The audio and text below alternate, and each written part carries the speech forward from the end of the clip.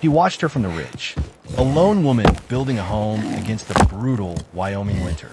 He was a man frozen by grief. She was a woman driven by sheer will.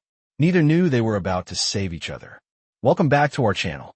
It's wonderful to have you here for another story about the resilience of the human spirit and the tough landscapes that shape us. If you believe in second chances and the strength it takes to rebuild a life from ashes, you found the right place. Make sure you're subscribed so you don't miss what happens next. Elias Thorne watched her from the pine ridge, the biting wind stealing the warmth from his breath. Down in the hollow, a lone figure moved against the snow. A woman in a worn coat, dragging timber twice her weight across the frozen ground. She was a speck of defiant life in a world that had long forgotten kindness. He'd ridden this path every morning for 2 weeks, and every morning his chest tightened with a familiar, cold grief. It was the same grief he'd buried alongside his wife, Mary, 2 years prior. The woman below, Amelia hazed the town, whispered her name, worked without pause. He watched her notch logs with practiced, desperate hands, her breath forming sharp white clouds in the November cold. No neighbors came to Aspen Hollow. No help arrived. It was just her and the half-built cabin frame, a skeleton rising against the pale, unforgiving Wyoming sky. Memories struck him like a fist. Mary had wanted to build a home just like this. They talked about it, dreamed about it, the winter before the fever took her and their unborn child with her. He'd never done it. He'd let the dream die with her. Now he sat on his horse and watched a stranger, a woman with nothing, accomplish the very thing he, with everything, could not. Amelia stopped to warm her hands by a small, sputtering fire. Her face caught the weak light. She was young, but hardship had carved her features into something fiercer than pretty. She was all sharp angles and pure determination. Elias knew that look. He'd seen it in his own mirror 2 years ago, in the raw days before grief had worn all expression away, leaving only emptiness. Why was she alone? The question gnawed at him. Women didn't build cabins single-handed in this territory. Not unless something had gone terribly, fundamentally wrong. His horse shifted beneath him, restless in the cold. Elias tightened the reins, torn. Part of him, the living part, wanted to ride down. The other part, the larger part, wanted to ride away. Mary's memory felt like a wall between him and the living world. Watching the stranger felt like a betrayal of that memory. But he knew, even as he turned his horse, that he'd be back tomorrow. The watching had become a ritual. It was his only emotional tether to anything beyond the suffocating emptiness of his large, silent ranch.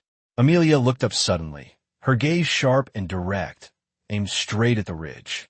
Their eyes met across 200 yards of frost-bitten grassland. For one breathless, suspended moment, neither moved. Then, Elias pulled his horse back into the shadow of the pines and disappeared. Amelia returned to her work, but her hand shook slightly as she lifted the next heavy log. 3 days later, the storm came. It didn't arrive gently. It descended like a hammer blow. Amelia frantically hammered canvas over the exposed walls as snow began to fall in thick, heavy flakes that promised a long, brutal night. Wind picked up, howling through the gaps in the frame, tearing at the tarp.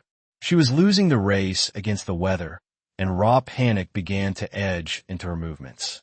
Hoofbeats, not the wind. She spun, terror lancing through her, and grabbed the rifle propped against the cabin frame. A man emerged from the white curtain of snow. The watcher from the ridge. He was leading a pack horse piled high with supplies. He dismounted without asking permission and, ignoring the rifle pointed at his chest, began unloading. Nails, heavy rope, thick oiled canvas, dried beef wrapped in burlap. Amelia raised a rifle higher, her arms trembling. I don't need charity. Not charity. His voice was rough, gravelly from disuse. Neighborly sense.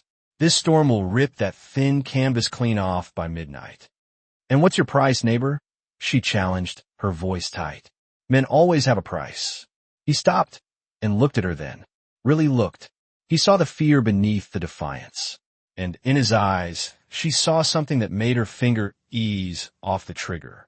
It was loneliness recognizing itself. "Just let me work," he said. She lowered the rifle, but she kept it close. They worked in a tense, charged silence as the storm built into a frenzy around them. He moved with a quiet, powerful competence. He secured her tarps with practiced knots she didn't know, reinforcing weak points she had missed in her haste. Snow accumulated on his hat brim, crusting his shoulders, but he didn't seem to notice. He didn't speak again. By full dark, the cabin was battened down. The structure was groaning under the assault, but it was holding. He tied off the last rope and walked to his horse without a word. "Wait," Amelia called over the wind. He turned, a tall silhouette against the swirling snow. "Who are you?" "Elias Thorne." "Thank you, Mr. Thorne." He nodded once, a curt dip of his chin, and rode directly into the blizzard, disappearing in seconds. Amelia stood in her partially protected cabin, listening to the storm rage. She was confused and deeply unsettled by the stranger who'd helped without asking for anything in return. She whispered to the empty, howling space, "Why would you help me? Nobody helps me." Miles away, at his ranch, Elias unsaddled his horse with numb fingers. His foreman, old Silas, watched from the barn door, a weathered pipe in his hand. "Boss," Silas observed, his voice dry. "You almost smiled just now." Elias didn't answer, but Silas was right. He'd spoken more words to that woman in 1 hour than he had to anyone, including Silas, in the last 6 months. Sunday morning at Stone Ridge Church was cold in more ways than one. The potbelly stove in the corner fought a losing battle against the drafts. Elias sat in his usual back pew, a place of wealth and isolation. He stared at the Reverend, but his mind wasn't on the sermon. It was miles away, at Aspen Hollow, fixated on canvas tarps and a woman's suspicious, haunted eyes. Amelia Hayes entered late. The congregation noticed immediately. 40 heads turned as one, a rustle of judgment. Whispers rippled like wind through dry wheat. She took the only available seat, front row, isolated, a target for all to see. Matilda Croft, the town matriarch and a woman who wielded righteousness like a weapon, leaned toward her daughter. She spoke just loud enough to carry. "Some women have no shame.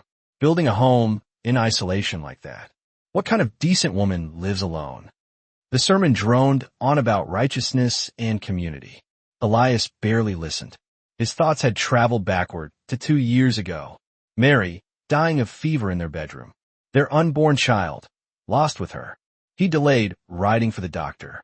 He'd told himself it was just a fever, that she'd improve by morning. She didn't. He had blamed himself every single day since. Guilt had become his armor. It kept the world at a safe, predictable distance. His ranch was successful, a monument to the emptiness that everyone respected and no one dared to question. After the service, Matilda Croft positioned herself near the church steps, a spider in the center of her web, ready to catch her prey. Amelia walked past, her head held high, ignoring the pointed looks and cold shoulders. Elias made his decision. He crossed the churchyard, his boots crunching on the frozen snow, and nodded to Amelia.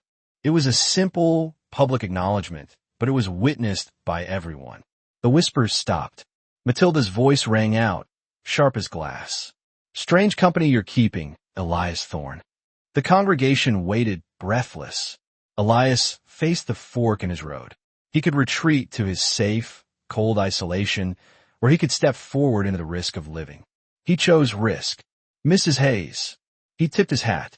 "Mr. Thorne." Her voice was steady, but a flicker of surprise, and something else, guarded hope, lit her eyes. "The storm didn't take your walls down, I see." "No, it didn't." "Thank you," she said softly. That afternoon, Elias rode to Aspen Hollow. He didn't stop at the ridge to watch. He rode directly to the cabin site. Amelia watched him approach, her hand near her axe. He dismounted, walked past her, and picked up a saw from her tool pile. He tested its weight, then met her eyes. "If you'll have the help," he said, "I'll help you build." Amelia studied him for a long, silent moment. She was weighing the risks against the crushing weight of her task. She weighed the danger of a man against the danger of the coming winter. Finally, she nodded once. Then you'd better know how to notch timber properly. The distance between them closed. 2 weeks passed. The cabin took shape. They fell into a rhythm, born of work and shared purpose. Elias arrived at dawn. He worked until dark. They spoke little, but accomplished much. The walls rose, log by log. The roof frame began to take form. The work was hard, physical, and profoundly good. And Elias felt something in his chest. A knot of ice he'd carried for 2 years begin to loosen. Amelia learned fast. He taught her the proper notching techniques, how to read the grain of the wood, where to place the critical support beams. Their hands touched briefly, passing tools. A small, charged moment that both of them noticed and neither acknowledged. They were building more than just a house. They were building trust, one log at a time. If you're finding value in this story of human connection, a simple like helps us share these moments with more people. Evening meals by the firelight became their ritual. The conversations remained sparse, but they were weighted with unspoken meaning. Your husband, he built before? Elias asked one night, staring into the flames. Tom, she said, her voice flat. No, he was a ranch hand, died in a range dispute last year. She poked the fire. The town blamed him as a troublemaker. I inherited the shame and his debts. Elias nodded, understanding more than she'd said. This town's good at blame, he said quietly. The next morning, they discovered half of Amelia's precious timber pile had been stolen overnight. This was winter wood, survival which she couldn't afford to lose. Amelia's face went pale, then white with a cold, desperate rage. I'll find it, Elias said, his voice hard. It's not your fight, she started. I'll find it. He tracked the thieves to a drifter camp 5 miles out.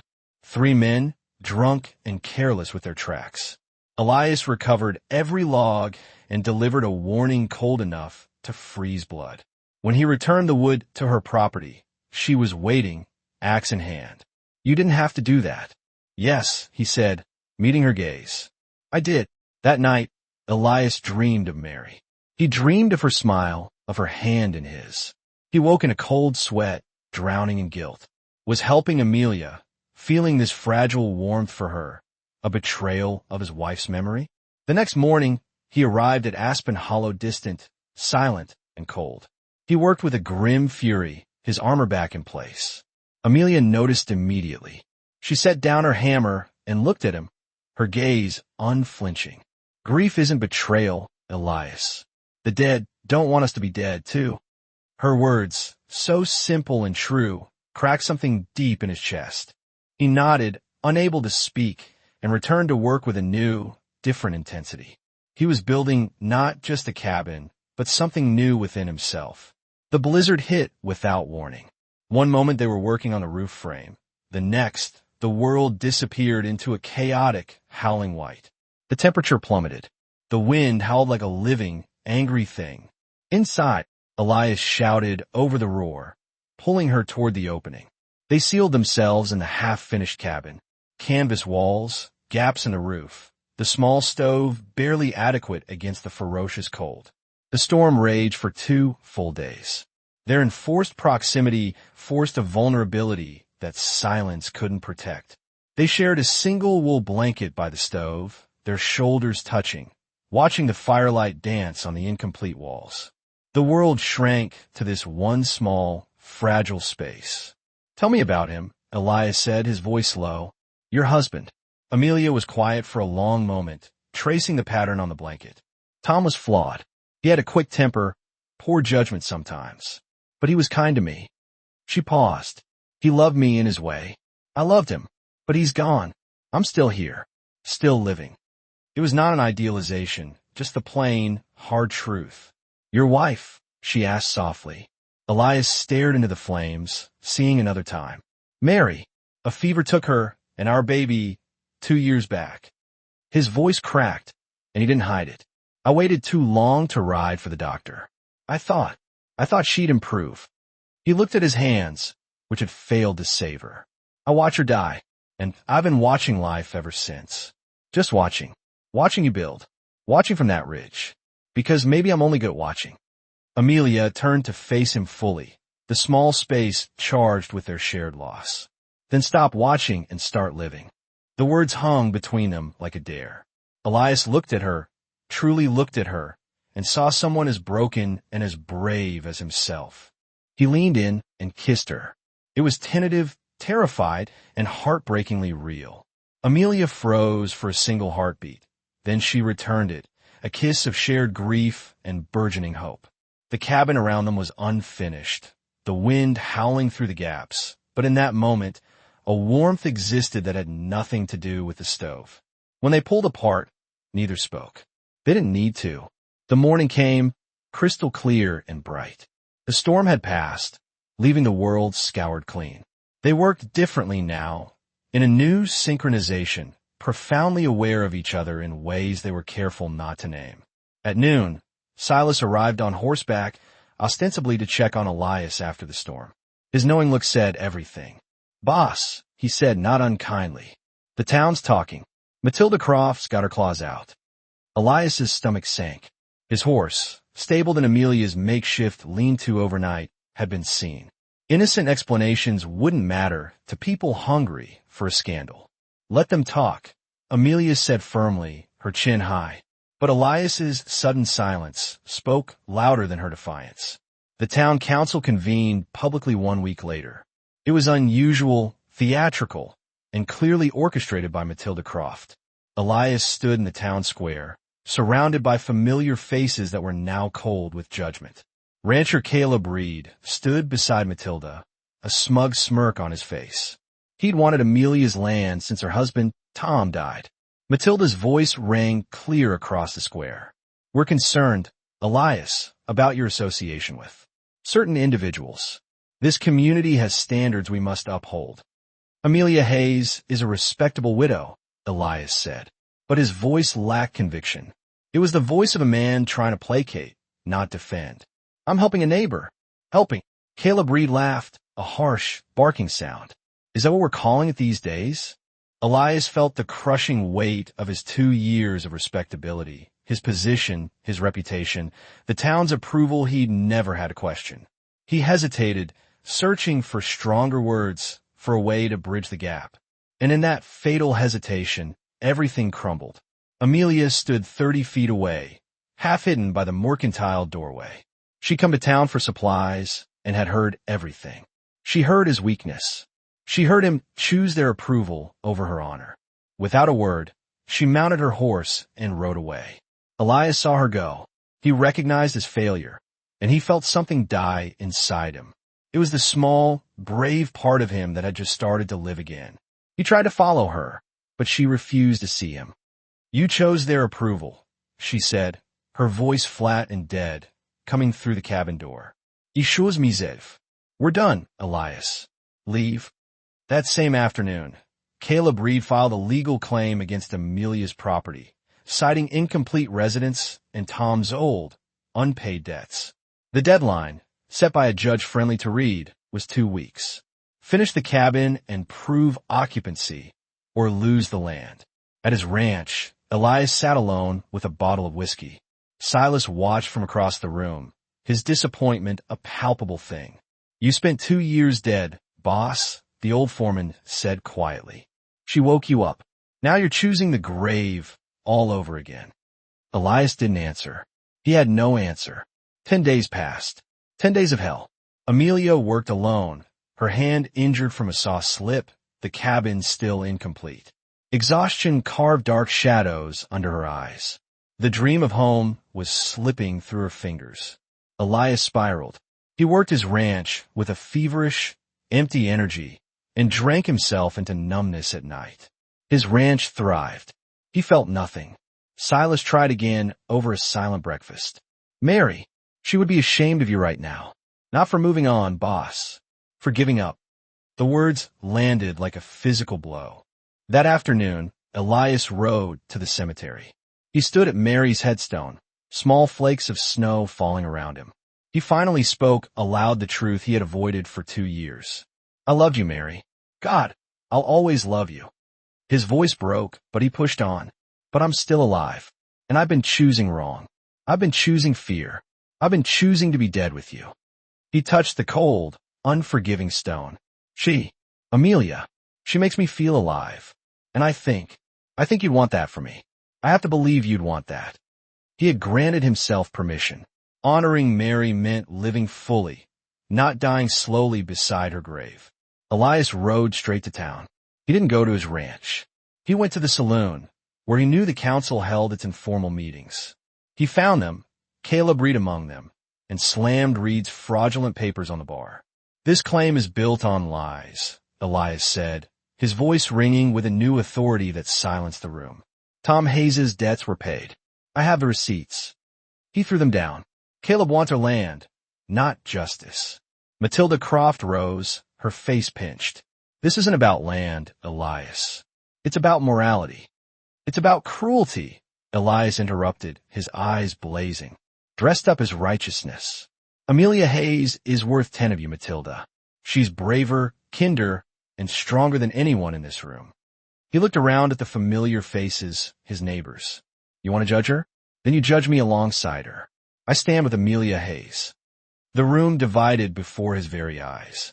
Matilda's faction remained hostile, rigid with indignation.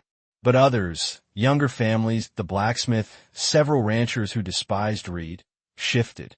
Respect for courage had finally outweighed the appetite for scandal. Silas stepped forward from the back of the room. I'll help finish that cabin. Me too, said the blacksmith. One by one, others joined.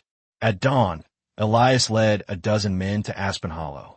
Amelia met them on the porch, rifle ready, her face a mask of confusion and exhaustion. Elias dismounted and walked toward her, stopping a few feet away. He met her eyes, offering no excuses, only the truth. I was a coward. I'm not anymore. I'm here now. All of us. Let's help you build. Amelia looked at him, at the wary but determined men behind him. She weighed a lifetime of mistrust against this one desperate chance. Finally, she nodded once, her throat tight. Then pick up a hammer. 3 days of frantic, hard work transformed Aspen Hollow. The community that showed up wasn't the whole town, but it was the better half. Walls rose in a coordinated effort. The roof was secured, the door was hung, the floor was laid. The cabin became real. Solid, sturdy. A home. Laughter rang out. Shared meals, collective pride. The true spirit of the West, reclaimed from petty judgment. Amelia and Elias worked side by side. They spoke few words, but there was a constant, solid awareness between them. They were rebuilding trust, one nail, one log at a time. On the third afternoon, just as the last window was set, Caleb Reed arrived with 4 hired men. He carried papers and wore a gun on his hip. This property's under dispute, Reed announced, his voice oily. You're all trespassing. The work stopped. The air crackled. Men reached for hammers and axes, tools that could quickly become weapons. Elias stepped forward. Silas moved to stand beside him. The only trespasser here is you, Caleb. Caleb's hand moved toward his gun. The tension peaked, violence hovering one heartbeat away. Then, Amelia walked through the line of her defenders. She held her land deed in her hand. She faced Caleb directly, her small frame radiating pure steel. This is my home, she said, her voice steady as stone. I'm not leaving, and you are trespassing. The completed cabin stood behind her. It was proof of residence, proof of community. It was proof of a will stronger than greed. The sheriff, who'd been watching quietly from his horse, finally spoke. She's right, Caleb. The council reviewed your claim again yesterday, with new evidence. He nodded toward Elias. It's denied. You got no business here. Caleb looked at the dozen unified, grim-faced men around him. He looked at the sheriff. He looked at the completed cabin. He had lost. He mounted his horse, his face twisted with humiliation. This isn't over, he muttered. Yes, Elias said quietly, moving to stand beside Amelia. It is. Caleb Reed and his men rode away. The helpers departed as evening fell, leaving Amelia and Elias alone in the completed cabin. Lantern light warmed the new log walls. The small space felt enormous with possibility. I don't know how to do this, Elias said, his voice low. Living again. I'm still scared. So am I, Amelia replied, not looking away. But we build it, one day at a time, like the cabin. He took her hand. It was calloused and strong. She didn't pull away.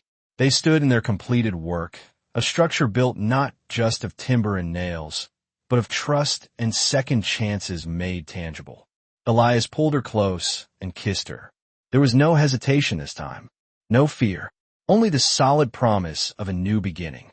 Outside, the first stars appeared in the vast Wyoming sky. Inside, a home began. Spring arrived like a promise kept. Amelia stood at the cabin door at dawn, a coffee cup warming her hands. 3 months had passed. The cabin had evolved. A small, fenced garden was planted. A corral had been built for Elias's horse, which was now a permanent resident. Curtains hung in the windows. These were the small, sure signs of 2 lives merging into one. Silas and the ranch hands came for Sunday supper now, a new, found family forming around the couple. Laughter now filled the space, replacing the silence that had defined Elias's life for so long. That morning, they walked to church together. Amelia's hand was steady in Elias's. They were ready to face whatever came. Some glares remained. Matilda's faction was smaller now, bitter but increasingly irrelevant. Younger families greeted them warmly. The town was learning. Acceptance wasn't complete, but it was growing like the first green shoots of spring. After the service, they rode back to Aspen Hollow, content in a comfortable quiet that needed no words. On the porch that evening, they talked of the future, expanding the cabin, adding a room for a study. Maybe children, someday. They were building forward now, not just surviving. You ever regret it? Elias asked, watching the sunset paint the mountains. Coming here? The hard way? Amelia smiled. Every good thing worth having comes the hard way, Elias. She watched him work on a loose board in the corral in the fading light. He looked up, caught her watching, and smiled. It was a rare, genuine smile, one that reached his eyes. The smile of a man who had learned to live again. She smiled back. The cabin stood solid against the sky. Wildflowers bloomed where winter frost had ruled. Smoke rose from the chimney, carrying the scent of home into the evening air. She had built her cabin 1 log at a time, each piece laid with stubborn hope against a world that wanted her to fail. He had built his courage the same way, one choice at a time, until fear became just another ghost to lay to rest. Together they built a home, not from timber and nails alone, but from the harder, stronger materials. Trust earned through action, second chances given and taken, and the quiet, fierce belief that even broken hearts can learn to beat again. Spring rain began to fall, soft and renewing. They stood together in the doorway, watching the land come alive. Home. Life's greatest structures are often built from the pieces of what was broken. If this story moved you, please share it with someone who might need a reminder that it's never too late to build again. Thanks for watching.